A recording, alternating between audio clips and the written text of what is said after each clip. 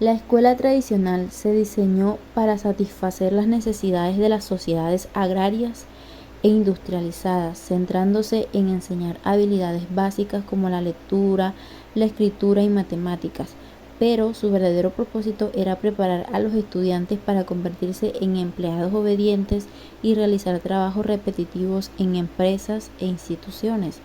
Esta escuela no promovía la creatividad, el pensamiento crítico o el autoconocimiento, pero sí tenía éxito en formar individuos que seguían instrucciones y se ajustaban a trabajos mecánicos y rutinarios. La forma en que las escuelas solían funcionar en el pasado se ha vuelto inadecuada o anticuada en las últimas décadas debido a los importantes cambios en la sociedad, la economía y la política que han tenido lugar en todo el mundo. Implica que la educación tradicional necesita adaptarse a estos cambios para seguir siendo relevante y efectiva. Existe una brecha entre el sistema educativo y la realidad del mundo en el que vivimos. El mundo actual se caracteriza por ser flexible, cambiante y diverso en varios aspectos, como tecnológicos, culturales, económicos y sociales. Flexible, pues porque el mundo actual se adapta rápidamente a nuevas tecnologías, tendencias y formas de trabajo. Es un entorno en constante evolución. Cambiante, pues los cambios económicos, políticos y sociales ocurren de manera rápida y las personas deben adaptarse a ellos. Diverso, porque la sociedad actual es multicultural y globalizada, lo que significa que las personas interactúan con diferentes culturas y perspectivas. Por otro lado, la frase pues critica también a la escuela por ser rutinaria, es decir, las escuelas a menudo siguen métodos y horarios fijos sin considerar la individualidad de los estudiantes. Inflexible. El sistema educativo tiende a mantener estructuras rígidas y tradicionales que pueden no adaptarse bien a las necesidades cambiantes de los estudiantes y a la sociedad. Descontextualizada, pues las lecciones y los currículos a veces carecen de relevancia para la vida cotidiana de los estudiantes o para los desafíos del mundo real. Y estática, porque las escuelas pueden ser resistentes al cambio y a la incorporación de nuevas metodologías o tecnologías.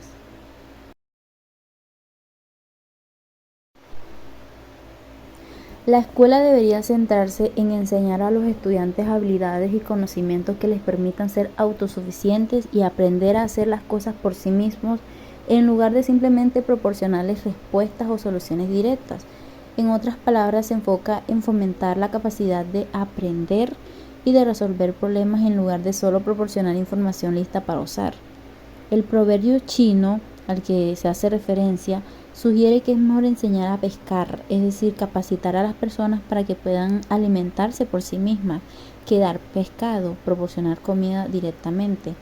La educación va más allá de simplemente transmitir datos o hechos a los estudiantes.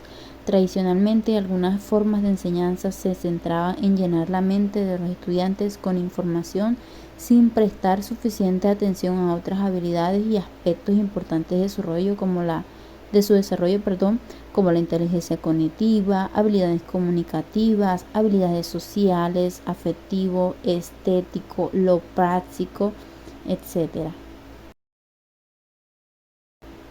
En contraste con la antigua escuela, que se centraba principalmente en aspectos académicos, la nueva escuela del siglo XXI deberá desempeñar un papel más amplio al ayudar a desarrollar todas las facetas o dimensiones de los estudiantes.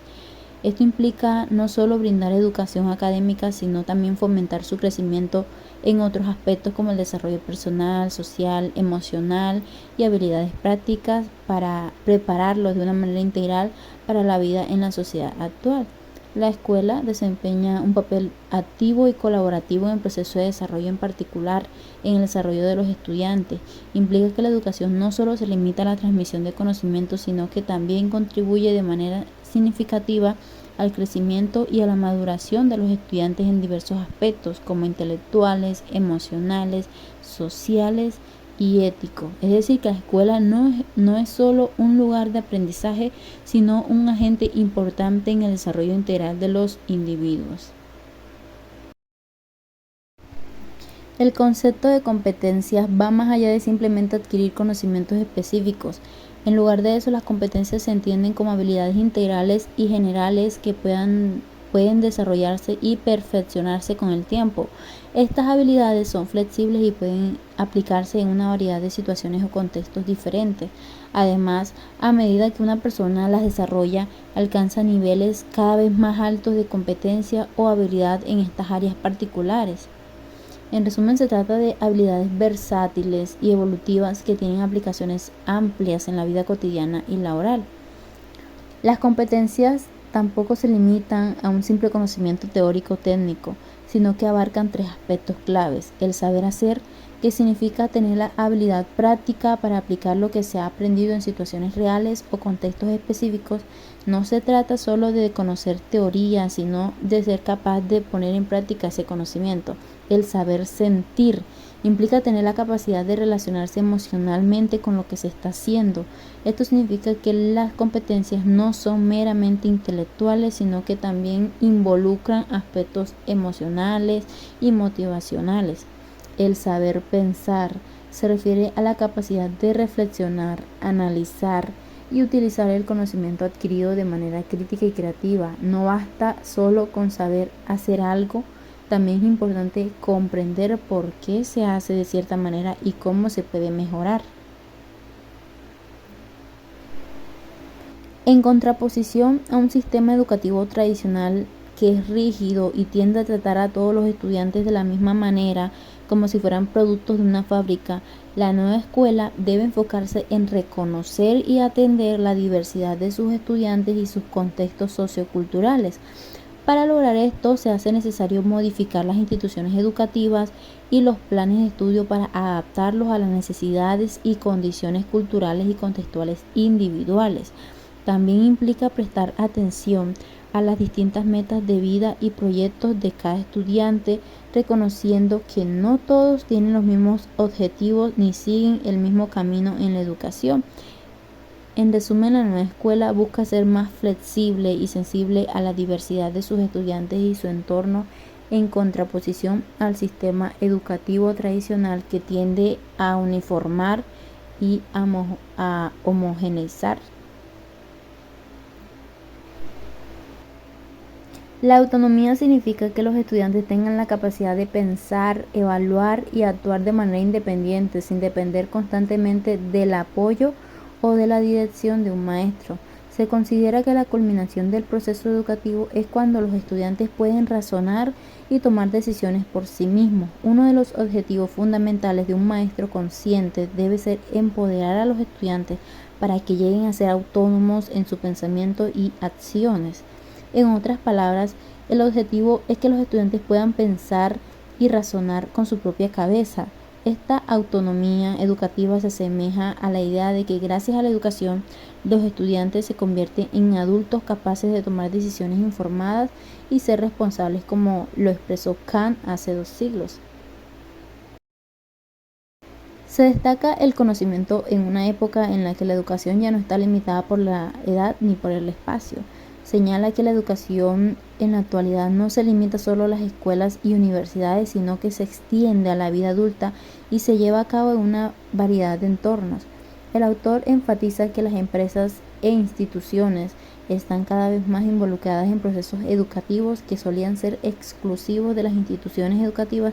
Por lo tanto, se considera esencial fomentar el interés por la ciencia, la curiosidad y la motivación por comprender cómo funcionan los aspectos sociales, naturales y matemáticos del mundo.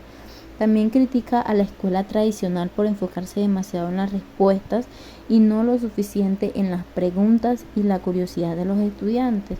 Aboga también por una educación que esté centrada en fomentar la capacidad de hacer preguntas y buscar respuestas, en lugar de simplemente transmitir información y respuestas predefinidas. Favorecer la solidaridad y la diferenciación individual en la educación implica encontrar un equilibrio entre 2 aspectos importantes. Primero, la solidaridad. Esto significa fomentar la colaboración, el trabajo en equipo y la empatía entre los estudiantes. Se busca crear un ambiente en el que los estudiantes se apoyen mutuamente, compartan ideas y respeten las diferencias. La solidaridad en la educación promueve valores de comunidad y responsabilidad social, donde los estudiantes aprenden a trabajar juntos para poder alcanzar objetivos comunes. La diferenciación individual. Esto se refiere a reconocer y atender las necesidades y capacidades únicas de cada estudiante. Sabemos que cada uno de ellos es diferente en términos de ritmo de aprendizaje, intereses y hasta en habilidades. Favorecer la diferenciación individual implica adaptar la enseñanza y los recursos para satisfacer esas diferencias. Puede incluir la personalización del currículo, la atención a las necesidades especiales y el fomento de la autonomía del estudiante en su aprendizaje. Desarrollar la inteligencia intra e interpersonal en los estudiantes se refiere a cultivar su capacidad para comprender y manejar sus propias emociones y relaciones con los demás. Estas dos dimensiones de la inteligencia están relacionadas con la inteligencia emocional y social. La inteligencia intrapersonal se refiere a la habilidad de una persona para poder conocer y comprender sus propias emociones, motivaciones, fortalezas y debilidades. Aquí los estudiantes que desarrollan la inteligencia intrapersonal son conscientes de sus emociones, pueden regularlas de una manera efectiva y tienen una buena autoevaluación. Esto les permite tomar decisiones más informadas y desarrollar una autoestima saludable. Por otra parte, la inteligencia interpersonal implica la capacidad de comprender y relacionarse con los demás de manera efectiva.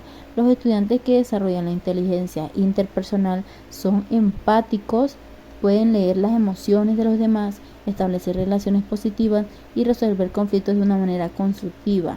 Esto les ayuda en la comunicación, la colaboración y el trabajo en equipo. Fomentar estas habilidades en los estudiantes es importante porque no solo contribuyen a su bienestar emocional, sino que también son fundamentales en la vida cotidiana y en el éxito en la interacción con otras personas. La educación que se centra en el desarrollo de la inteligencia intra e interpersonal ayuda a formar individuos más equilibrados y socialmente competentes. Los desafíos de la educación básica en el siglo XXI por Juan Carlos Tedesco.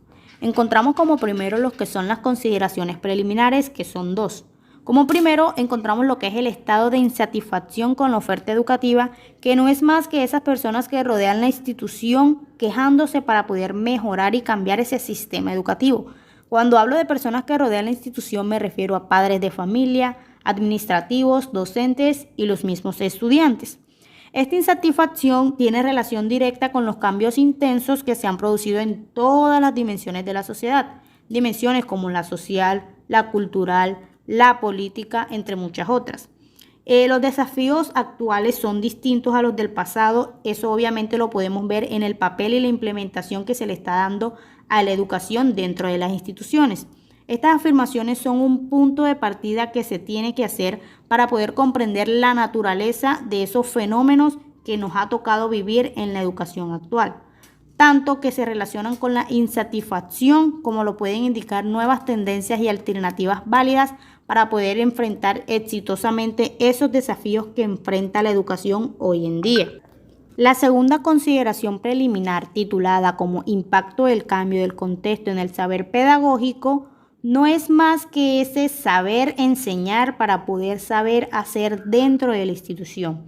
Esto quiere decir que un profesor o un docente que no tenga vocación, no tenga espíritu para poder implementar sus actividades curriculares o extracurriculares, nunca va a poder saber enseñarle a sus estudiantes y no va a provocar en ellos un impacto positivo simplemente porque éste no sabe enseñar. El documento nos dicta una frase que es referente para poder entender este tema y nos dice que el que sabe hacer, hace, y el que no sabe hacer simplemente enseña o imparte una clase.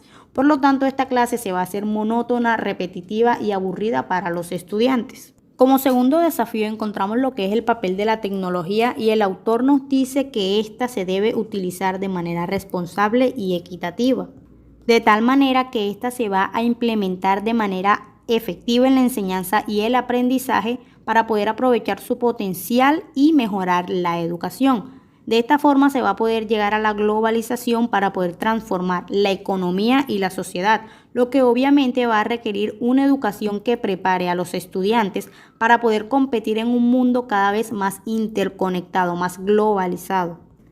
Pero hay que tener en cuenta que esta concentración de conocimientos e informaciones en los circuitos de las nuevas tecnologías, como es el caso del Internet, explica la necesidad de incorporar adecuadamente la dimensión tecnológica en las políticas educativas democráticas.